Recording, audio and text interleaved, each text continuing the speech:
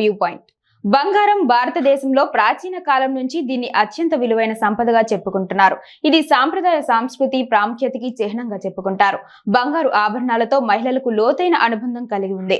భారతీయ వేడుకలలో, వివాహాలలో ఎప్పుడైనా సరే మహిళలు మెడలో బంగారం దగదగలాడాల్సిందే.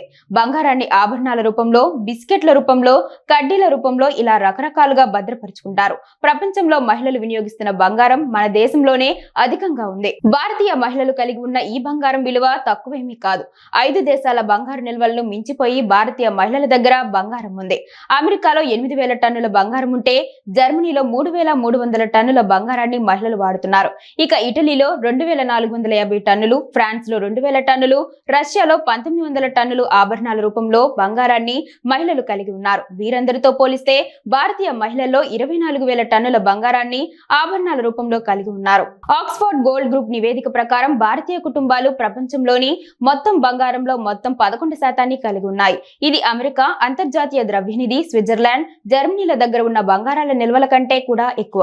ఇక మన దేశం విషయానికి వస్తే భారతదేశంలో ఉన్న మొత్తం బంగారంలో దక్షిణ భారతదేశంలో నివసిస్తున్న మహిళలే 40% బంగారు ఆభరణాలను కలిగి ఉన్నారు.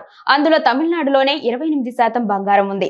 దేశం జీడీపీలో 40% కవర్ చేస్తూ భారతదేశ ఆర్థిక వ్యవస్థకు మద్దతు ఇవ్వడంలో బంగారం ముఖ్య పాత్ర పోషిస్తుంది. భారతదేశంలోని ఆదాయ పన్ను చట్టాలు చెబుతున్న ప్రకారం వివాహమైన మహిళలు అరకిలో బంగారాన్ని తమతో పాటు ఉంచుకోవచ్చు. ఇక పెళ్లి కాని మహిళలు 1/4 కిలో బంగారాన్ని తమ దగ్గర ఉంచుకోవచ్చు.